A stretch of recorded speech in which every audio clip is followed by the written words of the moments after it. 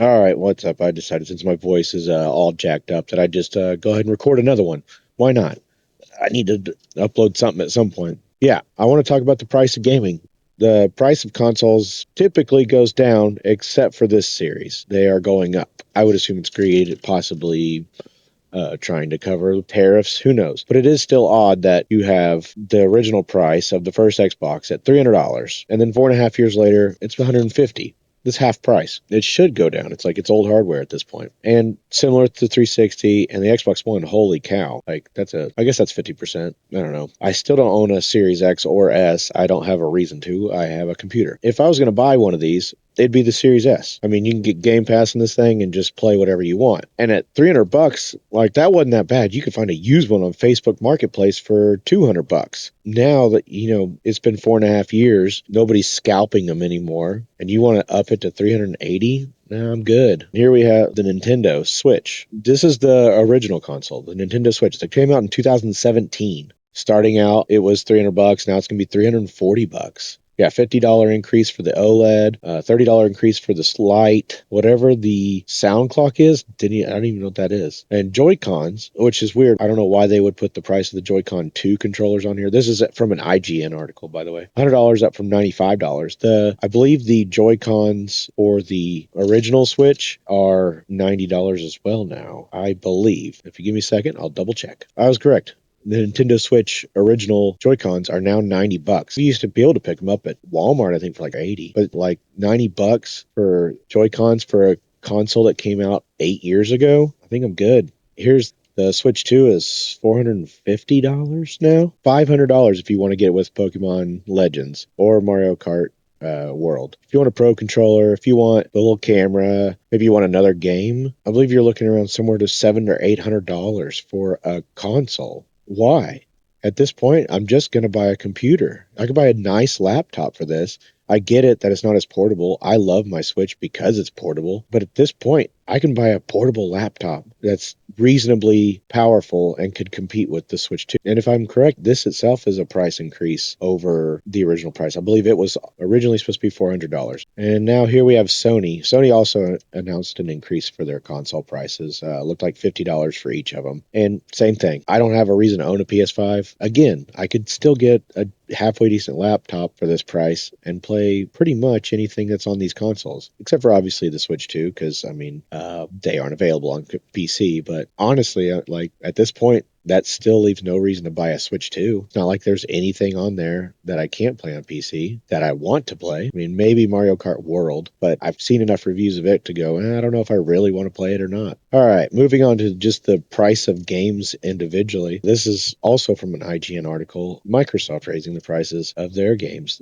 Obviously, this holiday seasons, they're going to jump up to 80. This isn't for like all games. We don't know what games are going to be 80, but as far as we know, like first party games are probably going to be $80. While I do understand that like this is just a $10 price increase, again, it still gets harder to justify. This is a luxury purchase. All of these are luxury purchases. All the consoles we just talked about, they're all luxury purchases. These are what's going to be purchased after you have anything.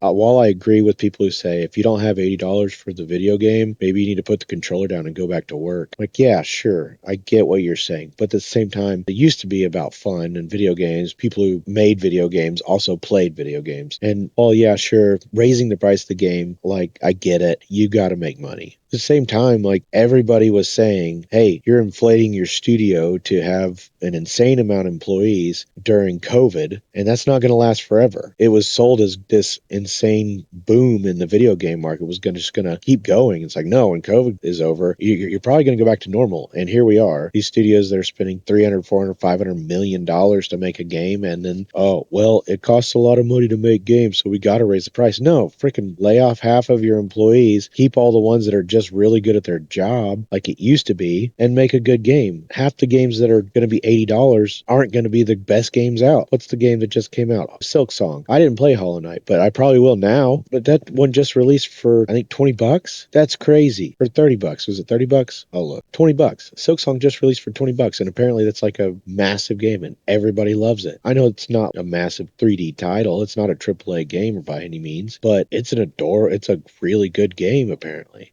if you're looking forward to getting some video games for Christmas and you're a kid, yeah, grandma's going to have a harder time shelling out $80 for a new game whenever, whatever Lego game is sitting on the shelf over there for 20. That's where this idea of like, well, if you don't have $80 for a game, because a lot of these people aren't buying games for themselves, their parents buying games for their kids. $80 is a lot of money, especially to spend on something that's a luxury purchase. This is a hobby. And Xbox isn't the only one. Everybody's doing it. And so is Nintendo here. This is the game pack that they announced in their last direct, Super Mario Galaxy and Super Mario Galaxy 2, and it's going to be $70. Both of these games came out, 15 years ago? Yeah, Super Mario Galaxy, 18 years old? That's wild. Came out on the Wii. And Super Mario Galaxy 2, May 23rd of 2010. So it's 15 years old. So 18 and 15 years old. Yeah, we're going to pay $70 for both of these games. And the crazy part is, like, you can still buy them individually for $40 a piece. Nintendo's about the only one that seems to do this. Like, this is the best sale you're going to see is like Black Friday, and they're going to be, their mainline games might be $40. I bet they're $50 this year still. Nintendo does not ever put their crap on sale. Also, we already talked about this in the last video, but Pokemon Legends Z to A is not out yet, and they're already announced a DLC. And if you want to be able to complete this whole game, it's going to cost you $100. Like, the base game is going to be 70, and the DLC is going to be 30. Also, unlock 3 Mega Evolutions behind an active Nintendo Switch Online subscription. So you have to have a Nintendo Switch Online subscription to even access three of the Mega Evolutions that are in this DLC. So that adds more onto the price of this game to get all of the content when it comes out. All right, moving on to subscription services. These are another option you got. You can play your games this way, and PlayStation's, I don't like the way theirs is split up at all. Like, the premium one is the only one I took a picture of here because it's the only one that seems worth it. The others, it's like download hundreds of great games with the extra one. I believe you still have a monthly limit. The Essentials is like they curate a list of 25 or plus games. So the premium one's the only one worth it. And it's going to cost you $160 a year or $18 a month. Then you have Nintendo's membership, their Nintendo Switch Online. You do get access to some games, but it's not like Game Pass or PlayStation Plus. This is the cost of your Nintendo Switch Online. $20 a year for the regular one, Nintendo Switch Online, plus the expansion pack, which this is the one that includes portions of games that you won't have access to. It's $50 a year. So that didn't sound terrible, but you aren't getting like a big list of modern games. And then the family one, let's be honest, if you got more than one of you, you got to get the family one. So it's going to end up costing you $80 a year. And there is stuff that's included with this more expensive one. And they're all these classic games, like the GameCube games, 64 games, Game Boy Advance. And it's not like a limitless library of every game that was on that console. It's a very curated list that very rarely gets games that are ones that you would want. They have a lot of the classics in there that you do want. I don't even pay for this. I just had the regular Nintendo Switch Online, and every now and then when they put a game on like Super Nintendo, I'm like, oh, sweet. But then I open it up and it's like some random game I've never heard of. This is the crazy one. The Legend of Zelda Tears of the Kingdom Nintendo Switch 2 Edition Upgrade Pack. So if you buy a Nintendo Switch 2 and Tears of the Kingdom, you still have to have this subscription to get the upgrade pack. I believe if you own a digital copy of this for the Nintendo Switch, you can just buy this upgrade pack. But either way, like, locking this stuff behind a subscription service is wild to me. It may be small and maybe insignificant, but it's like one more thing. It's like this constant let's see if we can get away with one more thing to make a couple more bucks. Okay, let's move on to Game Pass. So the Game Pass, I honestly think this is probably the best value as far as a subscription-based gaming service. If you really are on a budget and you want to play some games, get a Xbox Series S and get, like, even the core, I guess is fine, but still, curated catalog of over 25 high-quality games. Like, that kind of sucks. It's like, okay, I'm going to pay $10 a month and I can only access 25 games. That's not really worth it. The standard, I guess, is kind of where the hundreds of high quality games. But if you're only on console, it makes sense. That one should be the $10 for this standard one here in the middle. And Ultimate, honestly, is the best one. I've used it quite a bit because you get access to PC. And yeah, it's more than the PlayStation one, but I've never seen what's in the PlayStation one. So I can't say whether or not it's worth the $18. But I can say this Ultimate is worth $20. And here it is on PC. Honestly, if all you had was a laptop and you bought this one for $12 a month, it's perfect. Like, that's a great price. And once again, though, the Ultimate does include that. But if you don't have a console, there's no point in buying the Ultimate. I think, honestly, right now, this is the best deal in gaming. If you want a game on a budget, get you a halfway decent laptop and get this PC Game Pass. great deal. They have a lot of really good games on there. That's what I'd go with if I was to go the subscription route. That being said, I think PC gaming is where it's at. Let's see what PC gaming is where it's at. This is just a screenshot of the Steam store page with just the top selling discounted games. And as you can see, like, you can get Cyberpunk right now for $21 or Stellar Blade for $47. That's a pretty good deal. The whole Master Chief collection for $10. Spider-Man 2 for $47. And whatever Megabonk is for $8. But you'll Steam does these deals all the time. I've gotten all kinds of good deals on Steam. This is the best. I think right now this is the best way to play games, or at least one of them. And the other one is this one. This is a Good Old Games. This is their homepage right now. You can get Baldur's Gate on sale. Baldur's Gate 3 on sale for $45 right now. Again, Cyberpunk for $21. Kingdom Come Deliverance 2 is on sale right now. That's what I'm talking about. Here's the whole Devil May Cry HD collection for $10. Oh, and Expedition 33 up here at the top. It's on sale. I think right now GOG is really coming up. For one, they have this. This is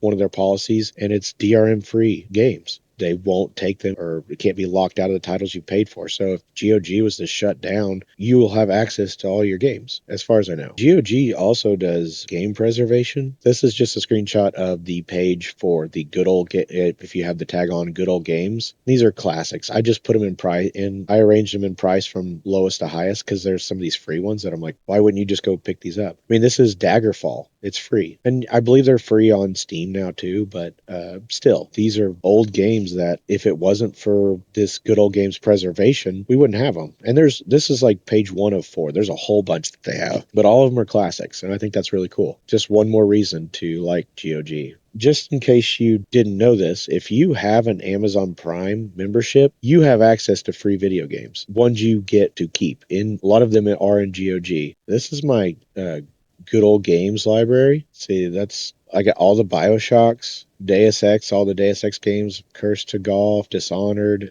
2, Doom games, a bunch of these Dungeons and Dragons games, Dredge, Fate. All of these Fate games were free. A bunch of Warhammer games that have popped up on there. Legacy of Kain, bunch of Lego games. All of these games were free through Amazon Prime, just for having an Amazon Prime account. You just check it every month, and oh yeah, I got the Stalker games, Stalker, and then Stalker Enhanced Edition. All these Star Wars games. The Talos Principle was free. The Tomb Raider games. These Tomb Raider games were all free. Remastered. I believe I purchased that one maybe, but still, the rest of them. Your great, Yes, Your Grace, more Warhammer games, 115 games. It's called 110 games, completely free through Amazon Prime. Like, that's a great deal. I get a ton of games. And then, like, at Black Friday, they will put some really good ones on there. I believe the entire Mass Effect trilogy, that was on there, I believe, last year, and I missed it. Honestly, the best value in gaming right now is, 1, buying discounted games on Steam for PC. 2, it's Game Pass. Game Pass is probably all around the best, hands down. And then if you have Amazon Prime, which most people already do, go make sure you're collecting your free games. They update it every month. But that's probably, that and GOG, I think, are 2 of the best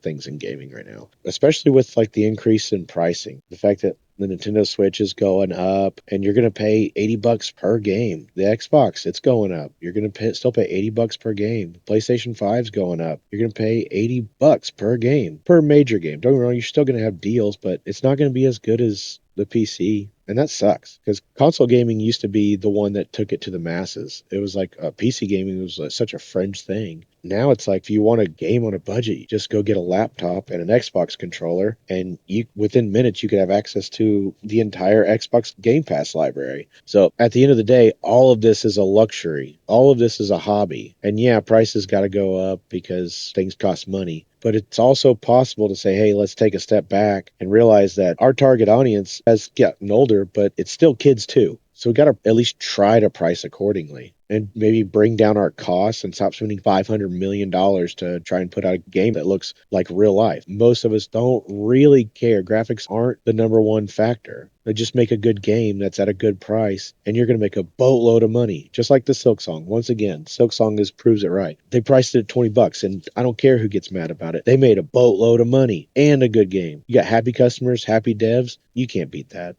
Like it, subscribe, later.